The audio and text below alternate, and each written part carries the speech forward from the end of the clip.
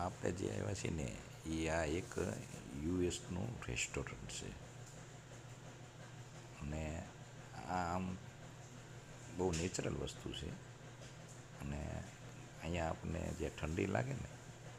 એટલે ઠંડી ન લાગે ને એના માટે આ લોકોએ આપણે કેમ ગરમ તાપણા કરીએ એમ આ લોકોએ એ રીતના ગરમ લાઈટો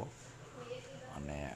ગરમ ઓલા મૂકેલા છે એટલે આપણને છે ને આમ બહુ ઠંડી જેવું ન લાગે અને મજા આવે અને આમ નથી કહેતા ઓલા કે ભાઈ આ બધી મોજ છે અને હકીકતમાં લીધા જેવી છે હો ભાઈ મોજે મોજ છે હો.